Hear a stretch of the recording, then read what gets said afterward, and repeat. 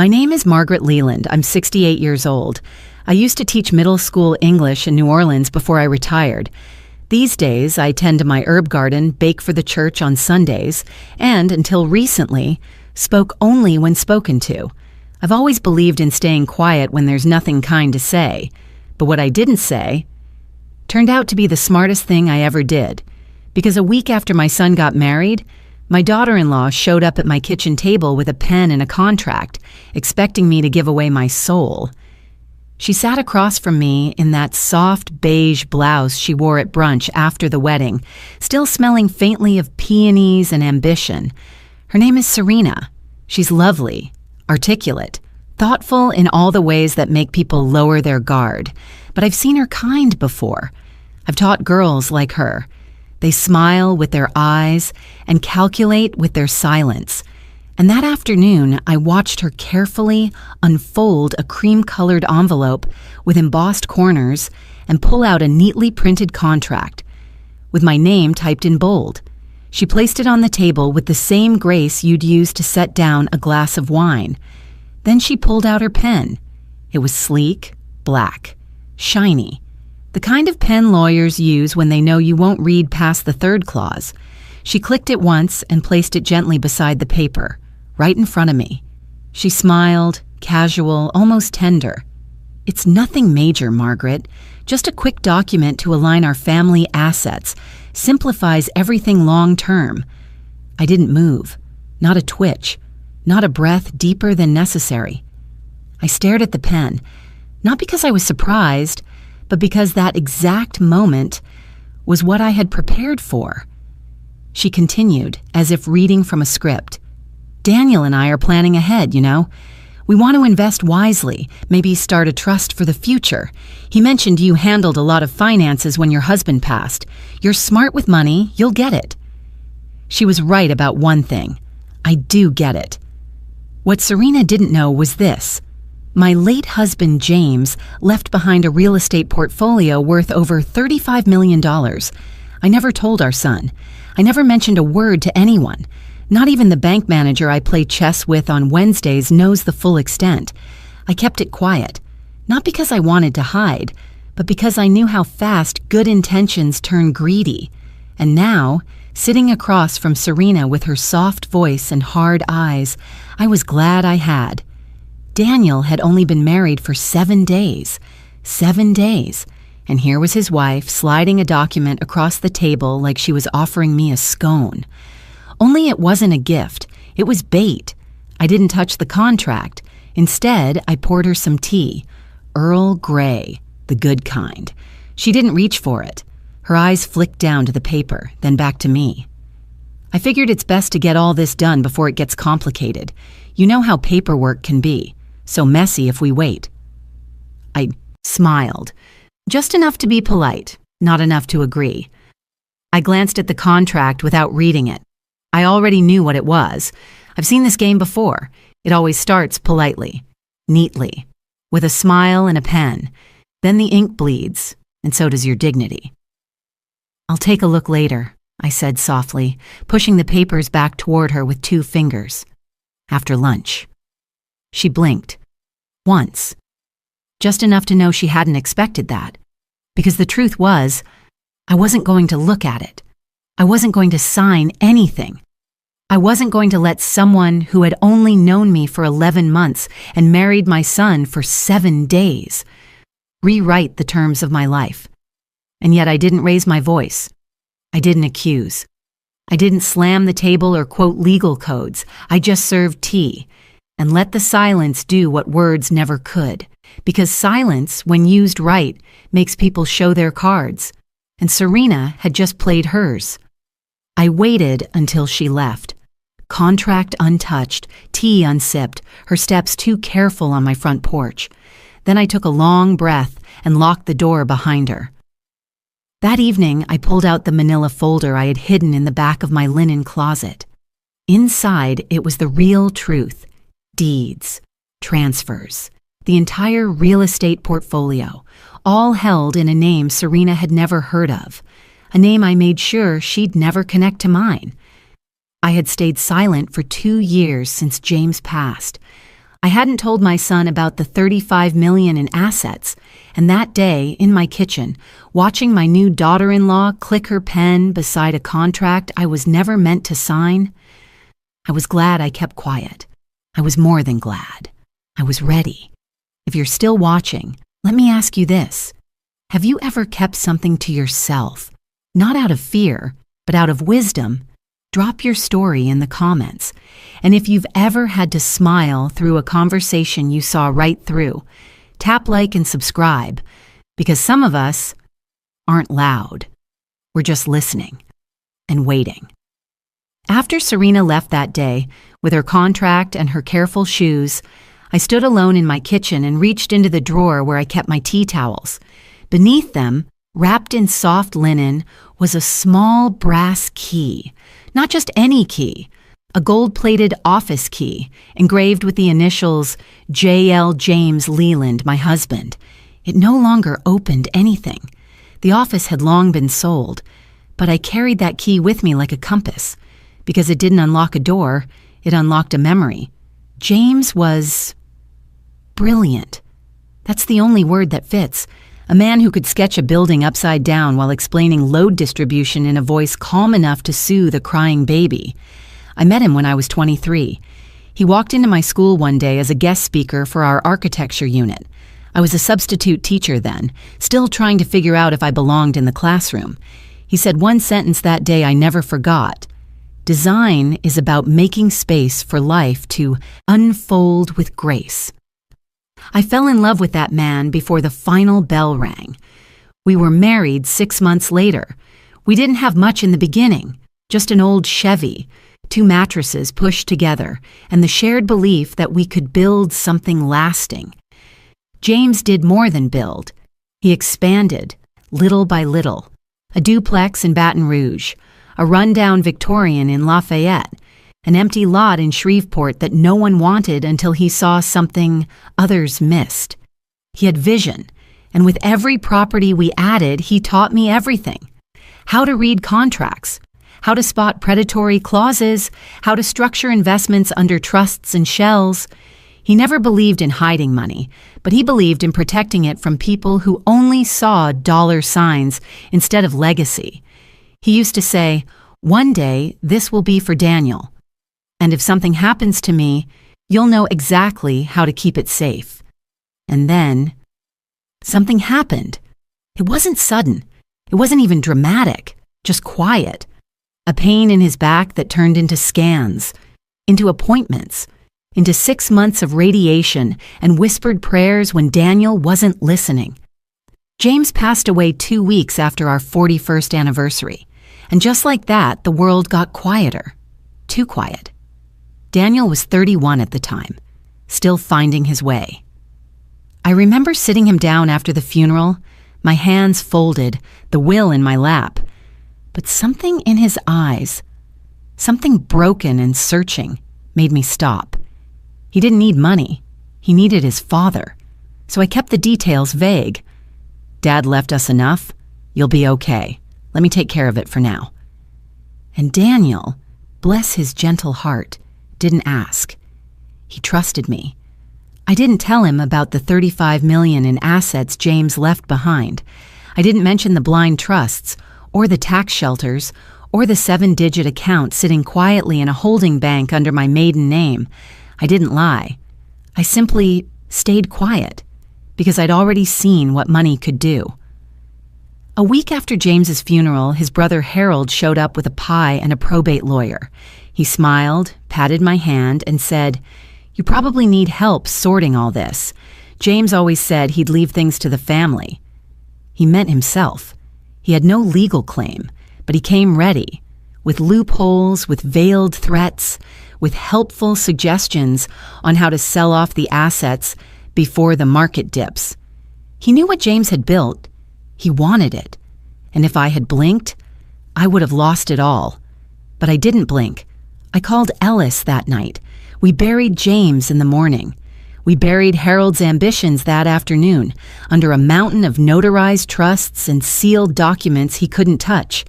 That's when I decided, no one gets close to this unless they come with clean hands and a full heart. So I stayed quiet, not out of fear, but out of love. Because Daniel is his father's son, kind, trusting, vulnerable in ways the world doesn't reward. If I had handed him $35 million without teaching him how the world works, I would have been handing Serena a crown she didn't earn. I look at that key now, cool in my hand, and remember James's voice again. Legacy is love with a long-term plan. And so I made one. I wouldn't fight Serena with rage. I wouldn't confront her with fire. I would do what James taught me to do. I would watch. I would wait. And when the moment came, I would build the ending myself. The first time Serena came to my house, she brought tulips, pale yellow, tied with twine, wrapped in recycled paper, the kind of gift that says, "I'm thoughtful, but effortless." She smiled when I opened the door, not too wide, just enough to register grace. Her voice, when she spoke, was low and warm, like a song sung under one's breath. "Hi, Margaret. I hope I'm not too early." She wasn't. In fact, she was exactly 10 minutes early, which told me everything I needed to know. People like Serena arrive early not to be polite, but to observe the room before the room observes them. I welcomed her in, of course. I'd been raised better than to greet someone's fiancé with suspicion. I offered her tea, Earl Grey, and she accepted. Her movements were fluid, careful, like someone always aware of where her elbows are. We sat in the sunroom. The light filtered through the lace curtains in soft waves. Serena complimented the embroidery. I told her I'd done it years ago. She nodded, impressed, maybe genuinely, maybe strategically. With women like Serena, it's hard to tell where the admiration ends and the inventory begins. She glanced around as she sipped, her eyes pausing just a little too long on the bookshelf, then the mantel, then the hallway leading to James's old study. Then she asked me something that snapped the air between us like a wire pulled tight. "Didn't you and James own a house on Birchwood back in the 90s? I came across something about it while researching a title deed for work. Gorgeous structure. Early craftsman, right?" I smiled, but only with my lips. Birchwood, the 1998 property. The one James bought in my name, then transferred into a trust under a shell company 2 years later. A house we'd never lived in, a property we never advertised, a name that should never have appeared on any casual Google search. And yet, she knew, or at least suspected. I stirred my tea slowly, my voice even. "Oh, Birchwood. That one's long gone. Sold it to a nurse who took care of James during his recovery years." That wasn't a lie. We did sell it, to her, but only after the paperwork was layered thick enough to make any bloodhound dizzy. Serena didn't push. She just nodded, smiled, and moved on to compliment the azaleas blooming outside. But something inside me had shifted. It's a strange thing to feel danger wrapped in a compliment, to recognize that someone isn't being rude or aggressive, but precise, intentional, strategic. That day, I watched her the way you watch the tide rise when you're not sure how far it will come. Daniel was smitten. I saw it from the beginning. He lit up when she entered a room. He softened around her. I'd never seen my son look so sure of someone, and that frightened me more than I wanted to admit, because I had prayed for that, for years. I used to sit in the kitchen after James passed, watching Daniel fumble through half-hearted dates and late-night loneliness and whisper to the walls, "Please let him find someone who sees him, who stays." And then Serena appeared, and now here she was, in my house, sipping my tea, remembering addresses I never expected to be remembered, and smiling in a way that made me feel like the whole room was made of glass. That night, after she left, I sat on my porch with the key to James's office in my hand and whispered a different prayer. Let me be wrong about her. Let this be old paranoia. Let her love my son as he deserves. but my gut had already spoken. I had seen that kind of smile before, not in Serena's age group, but older, at boardroom tables, at estate meetings, after funerals. Smiles that hide ambition, smiles that ask questions with compliments, smiles that hold out tulips, with roots still dripping in soil that's not theirs. I didn't want a war. I wanted a wedding. I wanted peace. But sometimes, peace has to be protected. And from that moment on, I watched Serena a little closer. Not because I didn't trust her, but because I loved my son more than she ever could. And something told me she didn't come into his life just to love him. She came to own it.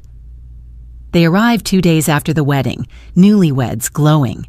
Serena wore soft cream slacks and a lilac blouse, hair perfectly gathered in a low twist. Daniel had on the navy sport coat I gave him last Christmas. They brought a cake, vanilla chiffon with lemon curd.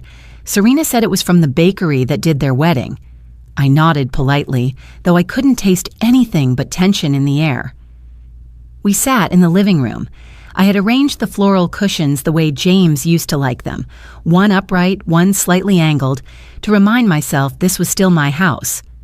Serena complimented the arrangement again. She always did. Daniel looked a bit nervous, fidgeted with the sleeve of his jacket. Then Serena took the lead. She reached into her handbag and pulled out a folder, placed it gently on the table between us, slid it forward. A pen lay diagonally across the top, polished, weighted. The kind that signs checks, deeds, fates. "We wanted to get a head start on this," she said softly. "Daniel and I are building our financial future together as a team, and we'd love for you to be part of it." She opened the folder like it was a wedding album, not a legal document. Inside, a multi-page agreement titled Leland Family Asset Consolidation Agreement. A contract, naming me as a participant, requesting that I list any significant holdings, homes, property, investments, to be disclosed, evaluated, and potentially integrated into a shared growth trust. I stared at the title for exactly 5 seconds.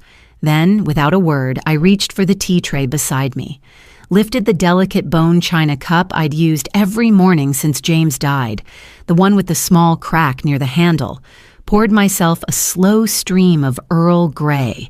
Steam curled around my fingers. I didn't speak, not yet. Instead, I stirred.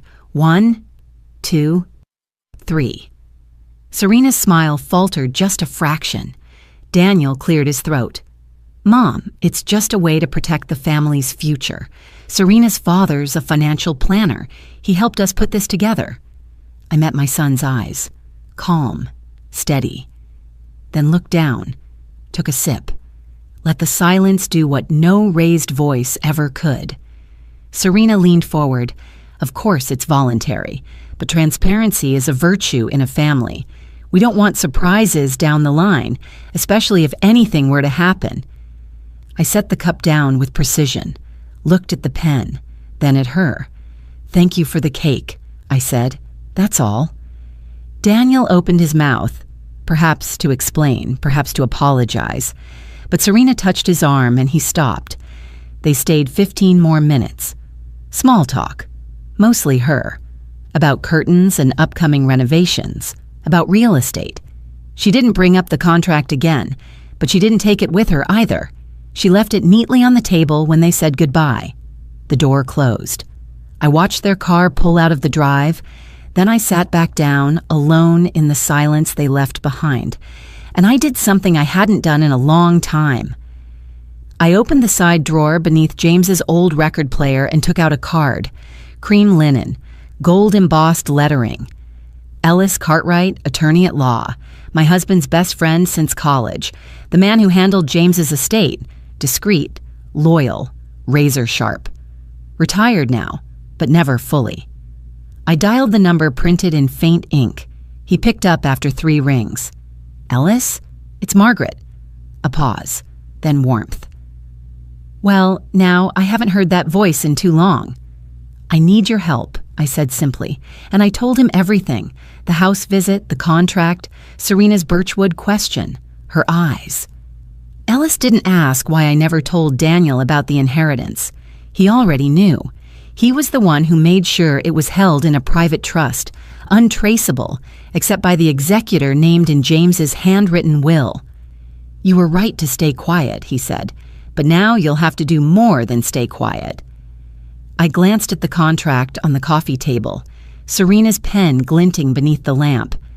"I'm not interested in revenge," I told him, "just protection, for James's legacy, for my peace." Ellis chuckled lightly. "Then we'd better draw a few lines, Margaret, before she redraws the whole map." That night, I didn't sleep much, but for the first time in a while, I didn't feel powerless either. They came to me with a pen and a plan, but they forgot something. I still hold the original blueprint, and I know every hidden door in the house James built. Ellis didn't waste time. Within 48 hours, he sent me the preliminary draft of what we'd come to call the mirror file. On paper, it looked like a legitimate asset declaration, realistic, modest, clean. According to this file, I was worth approximately $480,000, mostly in conservative healthcare stocks, a modest pension, and a house appraised well below market value due to recent foundation repairs and zoning issues. Ellis crafted every line with the precision of a master sculptor. He added a few frozen assets for realism, a court dispute over a rental property, a defunct investment in a green tech startup. Nothing extravagant, nothing worth chasing too hard. But buried within that report was something far more important than any number, a traceable breadcrumb. He embedded a digital watermark imperceptible to the naked eye on the PDF itself. Anyone who copied, printed, forwarded, or opened the document on an unauthorized device would trigger a unique digital ping that sent a time-stamped location log to Ellis's secure server. "I can't stop them from being curious," he said over the phone, "but I can make sure they don't sneak through the back door without us knowing."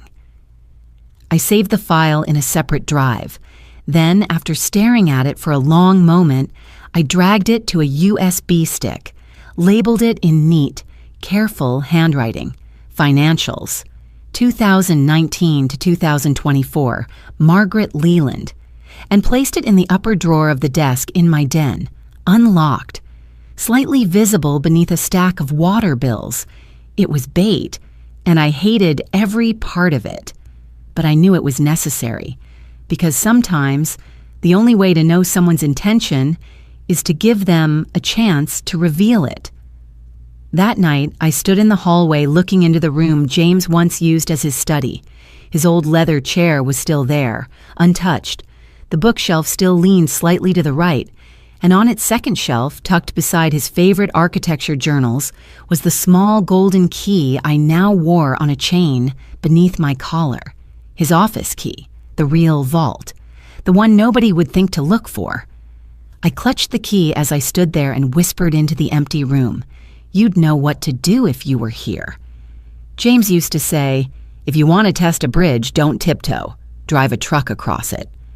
This file, this decoy, was my truck. But my heart wasn't as steel-forged as the plan.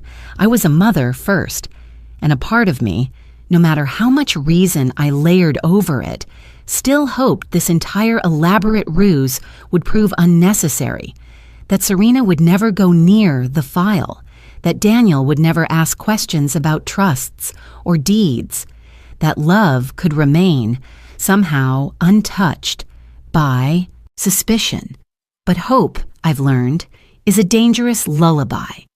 So I let it play, soft and far away, while I returned to the sharpness of the present. I poured myself a cup of tea, sat at the kitchen table, and let my thoughts swirl. Being a mother doesn't end when your child gets married. It doesn't dissolve when someone calls you mother-in-law or gifts you a bouquet with the wrong flowers. No, being a mother sharpens then. It deepens. You begin to watch, not just with your eyes, but with every bone in your body. You listen between silences. You measure smiles. You catalog words like transparency and future planning and consolidation, because you know, at your age, those words never come alone. They come dressed in strategy. I wanted Daniel to be happy. Every mother does. But I had come to understand something most never speak aloud. Happiness doesn't come from a wife who smiles wide or plans elaborate weddings. It comes from a partner who doesn't need to lie, who doesn't pretend, who doesn't smile while checking the titles of houses that were never discussed at family dinners. I had hoped Serena would be that kind of woman. I had wanted so badly to be wrong about her. But now I needed proof. This decoy wasn't just a trap for Serena. It was a test for myself, to see if I could sit still, watch, wait, endure, and if it came to it, act quietly, decisively, without screaming or slamming doors, because I wasn't just protecting money. I was protecting the truth of who James was, of what he built, of what he gave everything for, and no one, no matter how polite or polished, was going to take that away from us. Not while I still had a key and a voice. 3 days later, Serena came back, alone this time. She texted first, "Could we have tea, just the two of us? I'd love a moment to connect woman to woman." The wording made me smile, carefully chosen, just warm enough to lower defenses, just vague enough to hold power. I replied simply, "Come by at 4. She arrived exactly on time, with a lavender-scented candle and a silk-wrapped box of macarons from a bakery I knew was overpriced. Her hair was down, softer, and she wore flats instead of her usual heels, as if dressing herself down would dress up her sincerity. "Oh, it smells like rosemary in here," she said as she stepped into the kitchen. "It's so comforting." I nodded. James used to love it when I cooked lamb with rosemary. I kept the habit. I poured the tea. Earl Grey again. She smiled as I passed her the cup. Then slowly she set it aside and reached into her bag. No folder this time. Just a single piece of paper, folded into thirds. "I know last time was a little formal," she began. "I wanted this to feel more personal. Just something to make things smoother down the line. You know, avoid probate complications, future stress for Daniel. Simple clarity." She looked at me like she'd just offered to help fold laundry, not suggest a preemptive legal declaration of assets. "Trust me, I'm not trying to meddle," she added, her voice sweetened with deliberate hesitance. "But it's easier for everyone if we're all transparent now, rather than sort through confusion later." I let her words settle, then reached into the drawer by my side. With the same calm I used to fold Daniel's baby clothes, I pulled out the USB stick Ellis and I had prepared, resting gently atop a printed version of the decoy file. I handed her the document. "This should clarify everything," I said.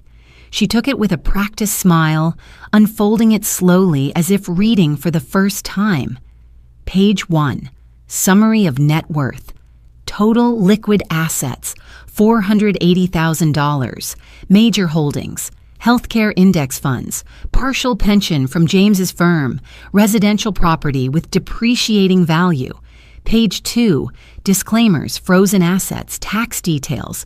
She read quickly but carefully, the way a person reads when they think something doesn't match what they expected, but aren't ready to say so aloud.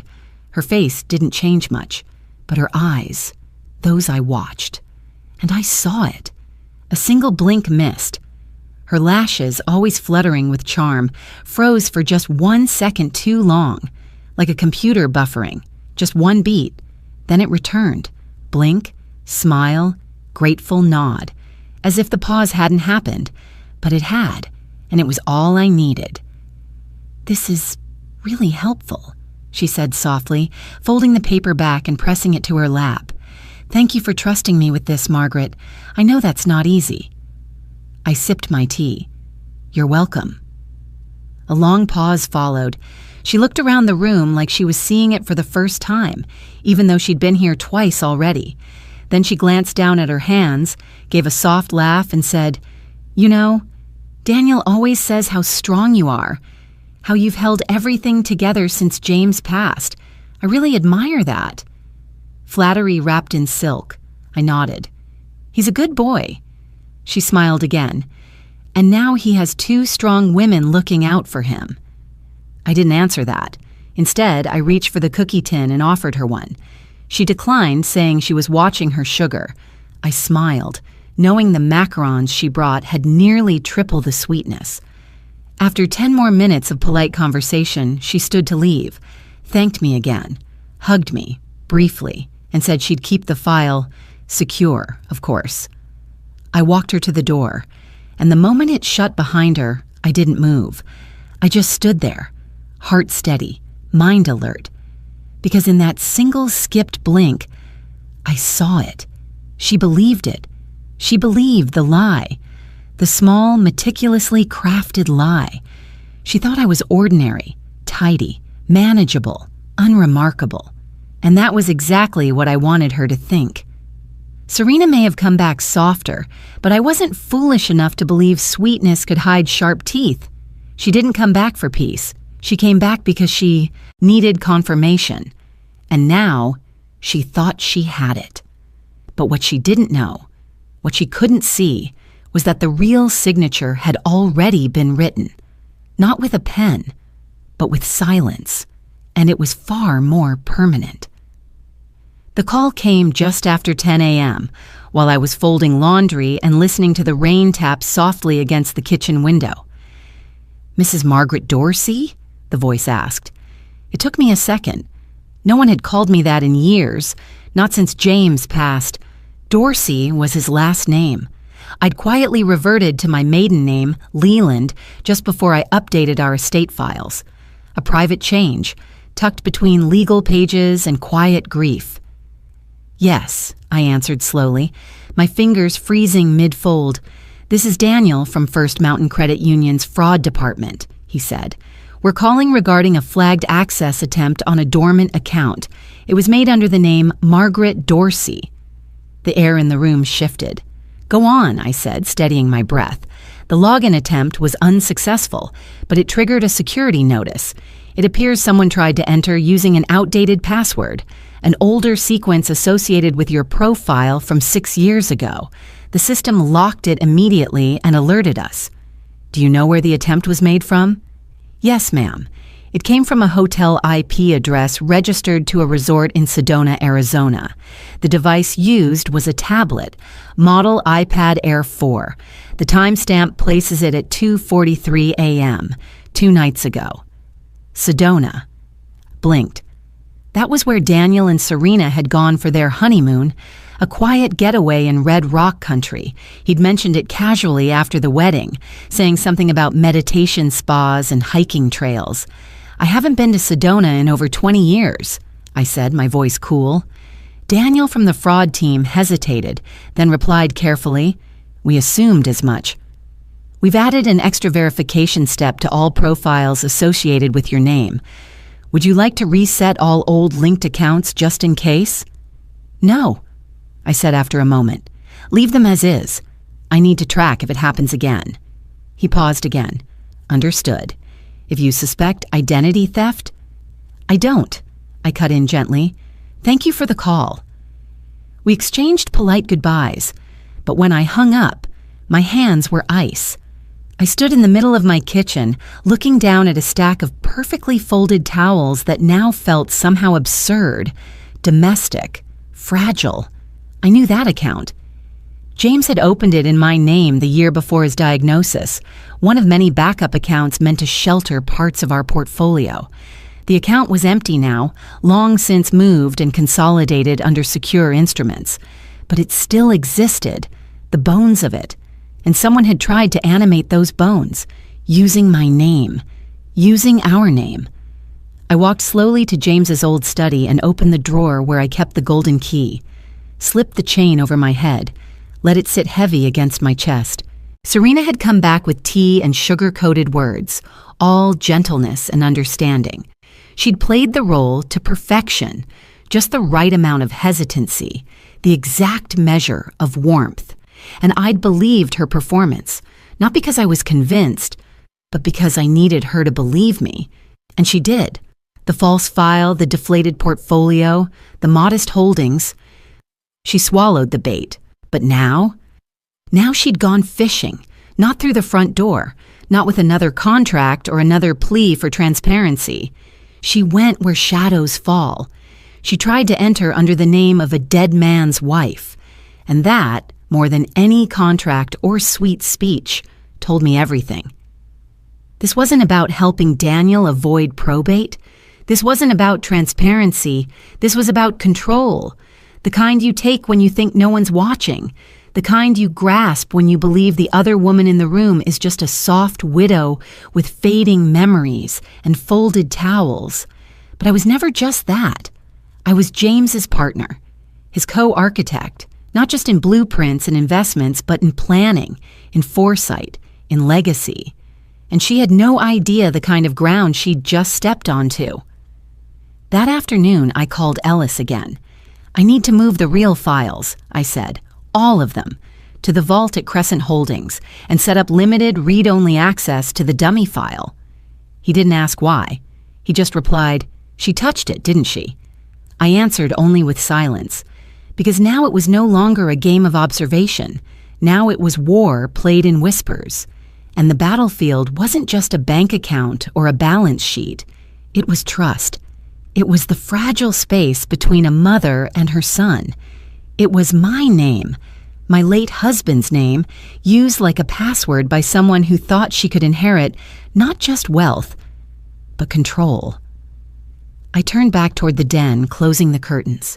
The rain outside had turned heavy now, falling in thick, steady sheets.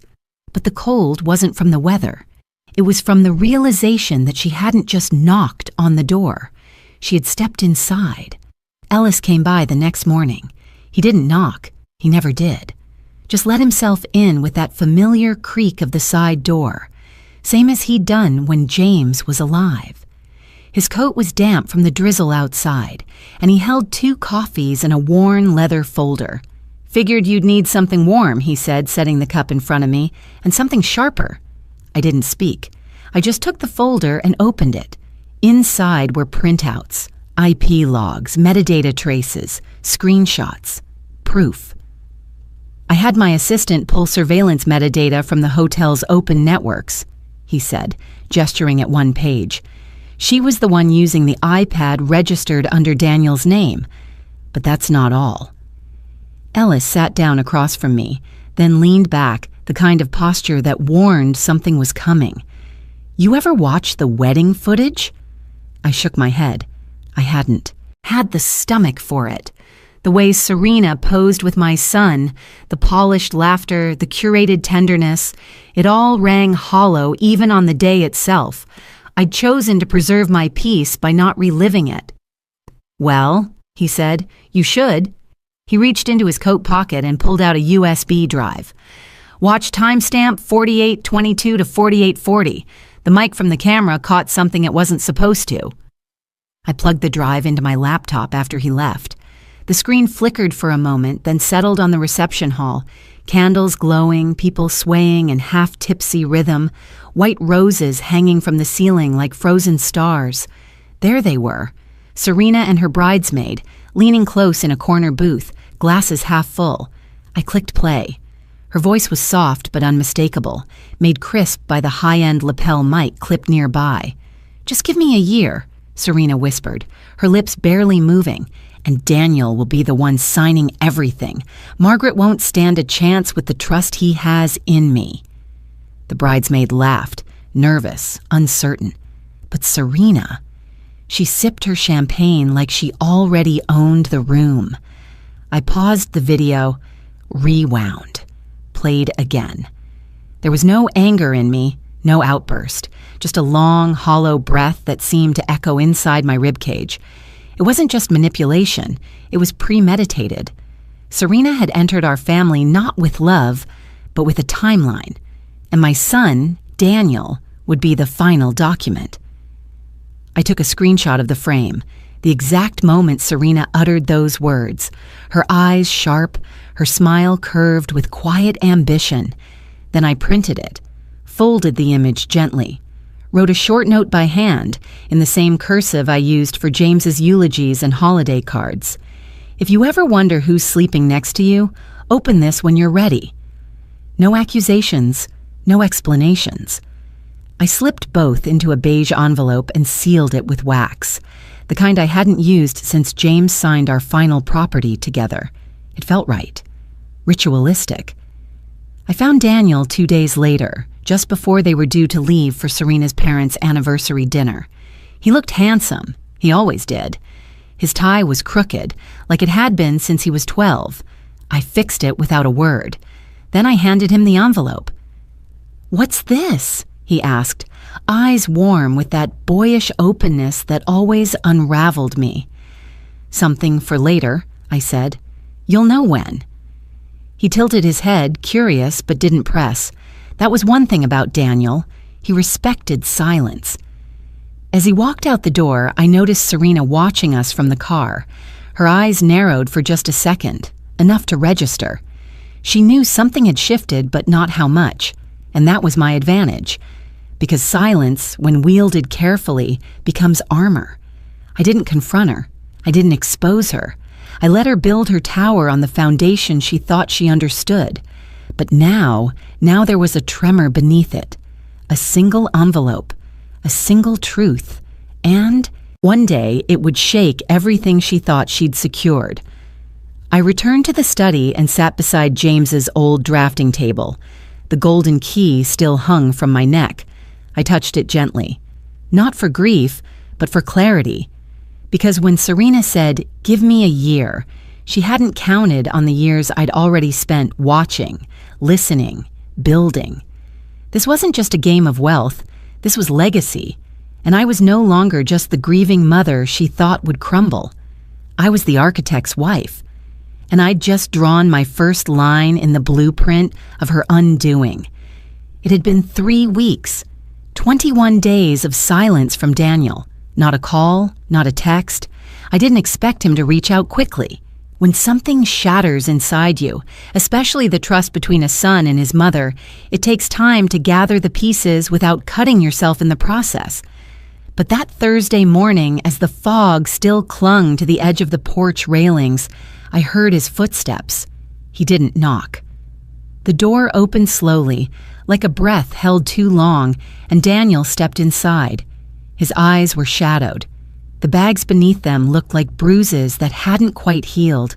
His clothes hung looser on his frame, and his once smooth cheeks had a roughness that only regret seemed to grow. In his hand was the envelope, opened. He held it like something sacred and shameful all at once. "I watched it twice," he said. His voice was low, not shaky, just hollow. I said nothing, just turned toward the kitchen. Lavender tea. I always made it when clarity was needed. Not comfort, clarity.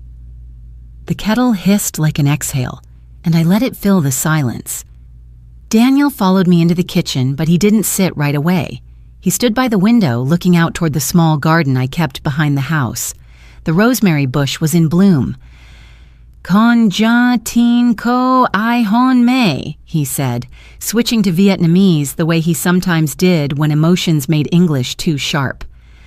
"I wanted to believe love makes people better," he continued.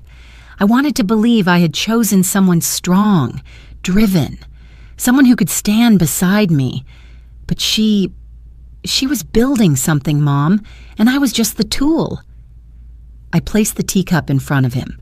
No words, just the steam rising between us like the breath of something old and aching. He finally sat. "I opened the envelope on the 5th night," he said. "We'd had a fight about money again. She wanted me to push harder. Said I was weak for not getting your signature by now. She didn't know I had already seen it." He ran a hand through his hair. "She kept saying, 'It's for us. It's for our future.' But everything she did, it was all about control. About erasing the space between my name and your bank account." I stirred my own tea slowly. "Do you hate me?" he asked. I looked up, met his eyes. "No." The word was soft, firm like a stone placed gently at the base of a tree. It didn't need, Elaboration. His eyes reddened, but he didn't cry. That was Daniel. He never cried in front of me. Not even when James died. But I saw it anyway. In the way his lip trembled, in the way his shoulders sagged forward like a boy too tired to pretend anymore. "I ended the financial contract yesterday," he said. "Told Serena we wouldn't be moving forward with any joint asset consolidation, that I was stepping away from the account." I sipped my tea. "She left this morning." I looked up. "She said I wasn't the man she married, that I let you manipulate me." "And did I?" I asked, finally breaking the stillness between us. Daniel shook his head slowly, like it took effort to move against old beliefs. "You protected me. I just didn't want to see it." We sat like that for a long while, just the two of us and the tea cooling between breaths. Finally, he placed the opened envelope on the table, smoothing it with his hand. "I'm going to leave the apartment," he said. "Start over. Find work that doesn't involve chasing someone else's ambition. Maybe go back to teaching music part-time." "Where will you stay?" He gave me a weak smile. "Somewhere without echoes." That line cut deeper than he knew. "I'm proud of you," I said. He looked startled. "You're not weak, Daniel. You were hopeful. There's a difference." He looked down, then said something I'd waited years to hear. "I miss Dad." I nodded. "Me too." He stood then, walked around the table, and wrapped his arms around me.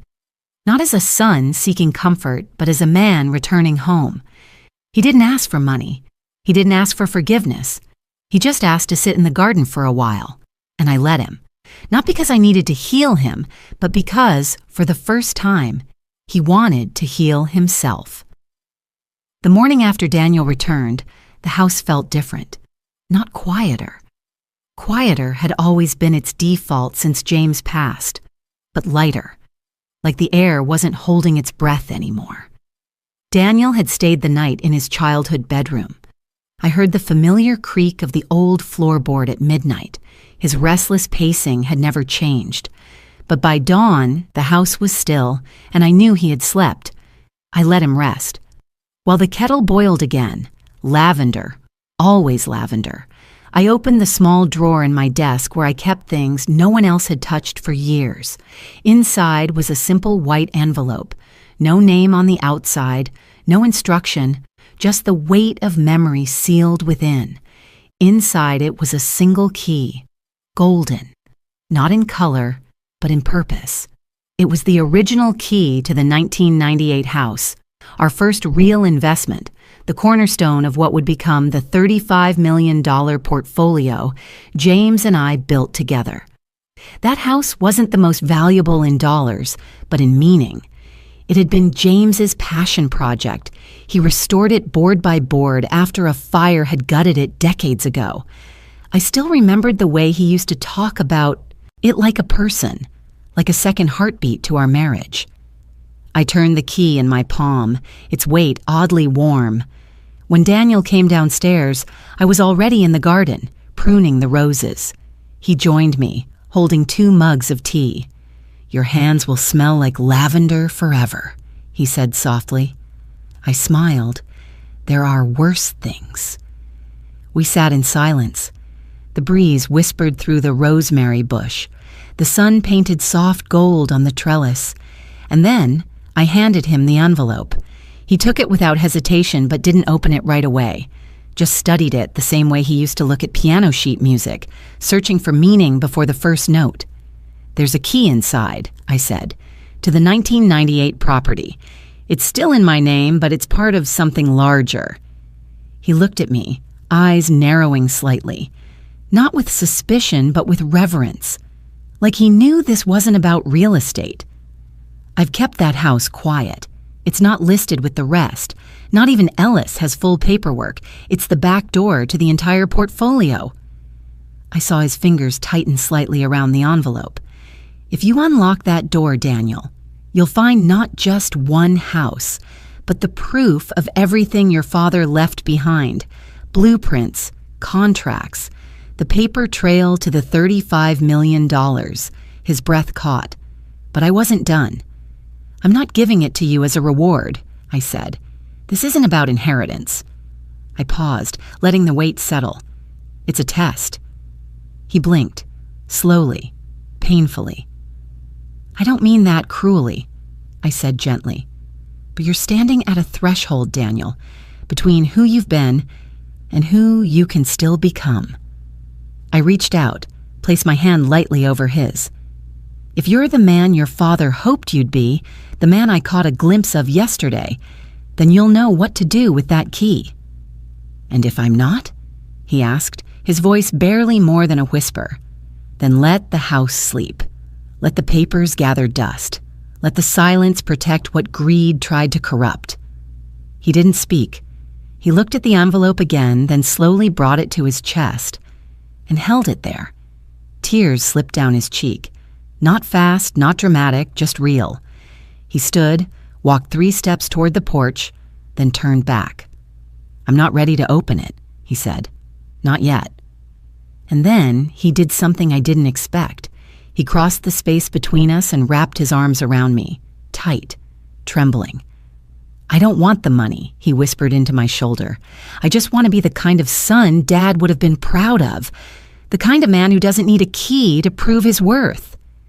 I let the silence be my answer, because sometimes the most powerful thing you can give someone is the space to become who they were meant to be. And as he held me, the unopened envelope still clutched in one hand, I knew something deeper than property had just changed. He had passed a test I never needed to grade. A year passed, not all at once, not in a flurry of milestones or perfect resolutions, but day by day, quietly, patiently, like the way lavender regrows after being pruned too hard. Daniel moved into a modest bungalow on the east side of town. Nothing flashy, nothing strategic. Just an old fixer-upper with a warped porch and wild ivy curling up the back fence. He didn't ask for help. Didn't even mention it until weeks after the lease was signed. I found out when I dropped off a box of his childhood books and saw paint-streaked overalls hanging from the front gate. He greeted me with a smile and a face smudged with sawdust. "Floorboards are a mess," he chuckled, "but I've never slept better."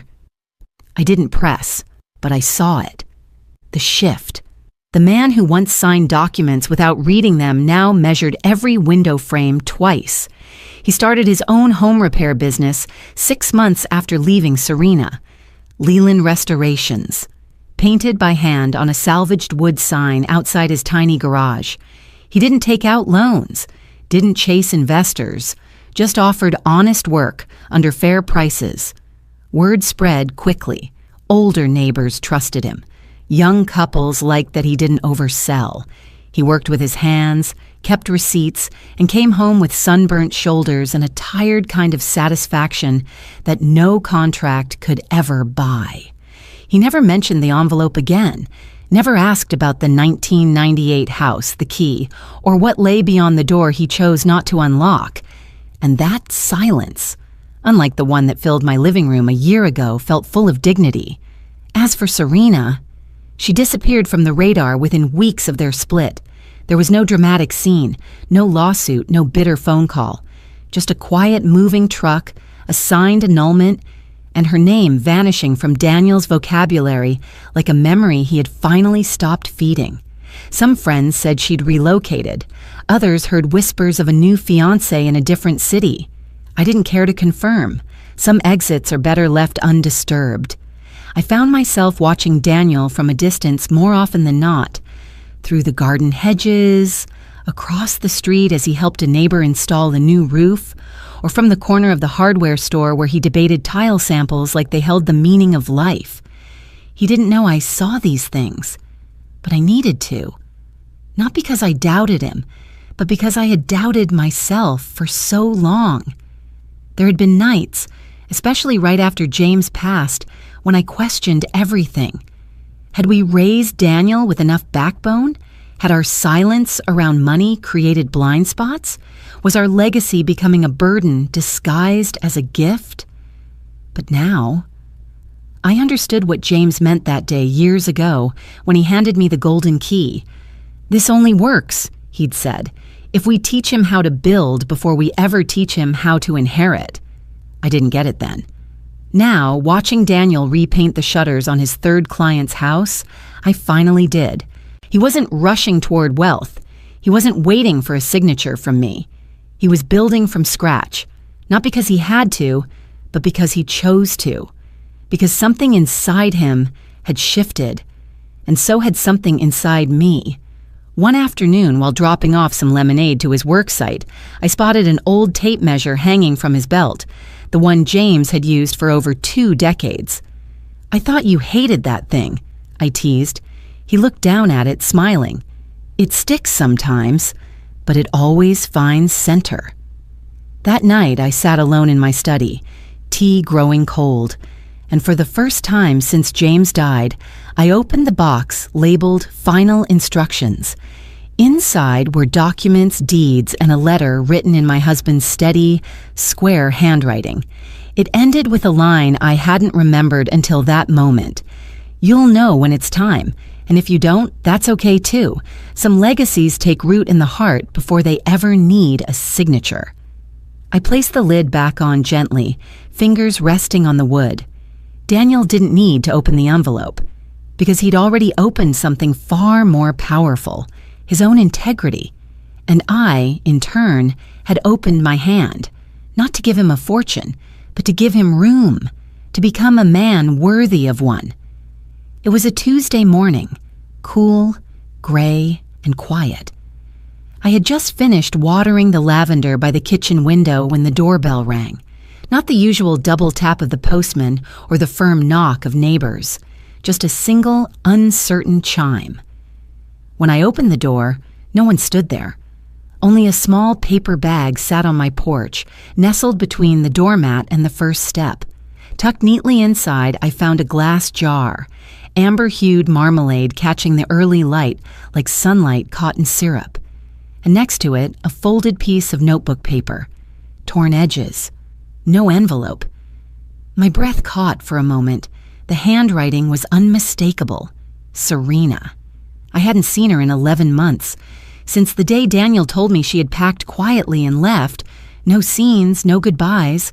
I hadn't asked where she went. I never pressed him. I thought I'd never see her again. But here she was, or at least some part of her, in the form of a homemade jar of marmalade.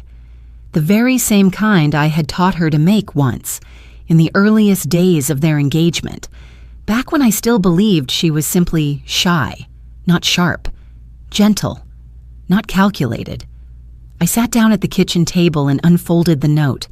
There were only a few lines. "I know I don't deserve him, and I don't deserve your kindness either, but I wanted you to know. I remember how you stirred the marmalade counterclockwise. I never asked why. I just copied you. Now I understand. You were always doing things the quiet way, even when I didn't see it. You saw through me, and I hated it. But now, I think I needed it.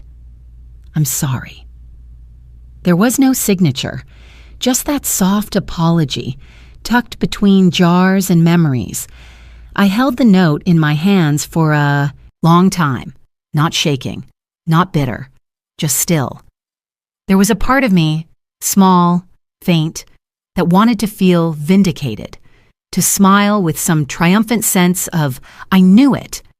But it didn't come. Instead, what came was the memory of her hands in the kitchen, clumsy, eager, wanting to impress but never quite patient enough to learn. I had taught her the recipe because it was one my own mother once made. Stir counterclockwise, never rush the boil, skim the foam with care. Back then, I thought I was building a bridge. Maybe I was, and maybe that bridge had cracked. But sometimes, people return to a broken bridge, not to cross it again, but just to look, to say, I see now where I stumbled. That was what her note felt like. Not a request, not a manipulation, just a recognition. I didn't call Daniel. I didn't even tell him she had come. It wasn't mine to stir up anymore. Instead, I walked to the pantry and placed the jar gently on the top shelf. Not in the fridge, not thrown away, just there. Where I could see it when I needed to remember that even the ones who hurt us can sometimes wake up to the weight of their own reflection. And the note? I didn't burn it. I didn't save it in a drawer. I folded it back the way she had and slid it into the spine of the recipe book she once flipped through absent-mindedly while waiting for the water to boil. The same page where the marmalade recipe lived. There was no neat ending, no redemptive phone call, no promise of change. But there was silence. And in that silence, something that sounded a little like understanding. Maybe not forgiveness. Not yet. But something close. So I went back to watering my lavender. The breeze smelled like citrus and spring, and in the quiet I let myself breathe, deeply, peacefully, knowing that sometimes the loudest confessions are the ones that never ask for a response. The lavender had grown taller this spring, taller than I remembered. Their soft violet heads swayed in the breeze, brushing against my knees as I sat on the old wooden bench James built back in 1989. I sat with the key in my palm, the golden one, smooth from time and turning, the one that had once opened the heavy walnut door to James's private office downtown, his sanctuary, his legacy. Now it didn't open anything. The building had long been sold, but I kept the key like it still held a pulse, not for access, but for memory. It was late afternoon, the kind of gold-drenched quiet that made even birds slow their songs. I watched the sun scatter across the garden, casting slanted shadows between the rosemary and the stones I'd hand-laid myself. It was peaceful, but not hollow. Not anymore. A year ago, I would have said this bench felt too wide for one person. That silence felt like abandonment. But today, it felt like arrival. Not the dramatic kind, with balloons or welcome banners. Number. The kind of arrival that comes quietly, after a long road, when no one else notices but your own bones do. I thought about all the things I'd kept to myself. The weight of them. The inheritance James had left me. Yes, the money, but also the burden of watching over something while pretending it didn't exist. The dignity of silence, even when others assumed silence meant ignorance. The way I watched Serena try to unravel our family from the inside out, while I smiled and poured her tea. I used to think holding back was weakness, that keeping secrets, especially from your own child, was a kind of betrayal. But now I know. Sometimes silence isn't avoidance, it's defense. Sometimes not saying something is the only way to keep it from being torn apart. Daniel had come by that morning, just for coffee. No contracts, no questions. Just his hand around a mug and his eyes tired but calm. He'd started repairing houses now, not flashy homes, small ones. Widow porches, broken pipes, drafty attics. He told me he liked the feeling of fixing what others gave up on, and when he hugged me before leaving, he said, "Thanks for trusting me to figure it out, Mom." I never told him how close I'd come to giving up, not on him, but on the hope that he'd ever see me as more than a stepping stone to something bigger, something shinier. And I never told him what that envelope really meant. But he didn't ask. He never opened the second letter, never used the key. And somehow, that told me more about the man he was becoming than any promise ever could. I closed my fingers around the key again. James would have smiled at that. He always said the key to keeping a family strong wasn't locking things up. It was knowing when not to unlock them. And I suppose now, I finally understand what he meant. There are things I'll never reclaim. Years spent softening my voice, moments lost to the ache of being dismissed, overlooked, talked over. But I'm not that woman anymore. I am not sitting on the sidelines of my own life, not today. I've walked through fire, not with rage, but with grace. I've stood in a room where I was treated as decoration and chose instead to become foundation. And in the quiet of this garden, with nothing but wind and birds and memory around me, I realized something else. Some things never need to be said out loud to save a family. The truth doesn't always have to be spoken to be heard. Sometimes the act of choosing peace over pride, of giving someone the space to fail in return, that's the loudest love of all. I placed the golden key back into my pocket, not because I needed to guard anything, but because I finally knew I didn't need to explain anymore. I had saved what needed to be saved, quietly, steadily, in a way that no one would write books about, but maybe someone would remember when they stir marmalade or patch a broken window or sit with someone in silence. I stood from the bench. The lavender brushed my hand as if to say, "You did it." And for the first time in years, I believed it. If you've made it this far, thank you, truly. Not just for watching, but for walking alongside me through the quiet corners of my life, through the moments I never thought I'd share with anyone. People often assume that silence means surrender, that when we don't shout, don't fight back, don't explain, it must mean we've lost. But I've come to believe that silence, when chosen, not forced, is its own kind of power. I held my tongue when I could have exposed Serena. I kept the truth from Daniel, not out of bitterness, but because I believed, no, I hoped, he'd find it on his own. And he did, eventually. Was it easy? Not for a moment. Do I still wonder if I should have spoken sooner? Some nights? Yes. But here's what I've learned. Sometimes love isn't about giving everything away. Sometimes it's about holding back, just enough for someone to discover who they are without leaning on what you've built. And sometimes the person you end up saving is yourself. So, what do you think? Did I do the right thing? Or did I wait too long to forgive? Was silence my shield? Or just another kind of wall? If you've ever kept quiet to protect someone you love, if you've ever swallowed your words, not because you were weak, but because you were stronger than they knew, I hope you'll share your story, even if it's just a whisper in the comments, because somewhere out there, someone might need to hear it. Before we say goodbye, I'd love to ask, where are you watching from today? Is it a quiet morning with a warm cup of coffee, or a late night where stories like mine keep you company in the hush between yesterday and tomorrow? Let me know. We read every word with gratitude, with care.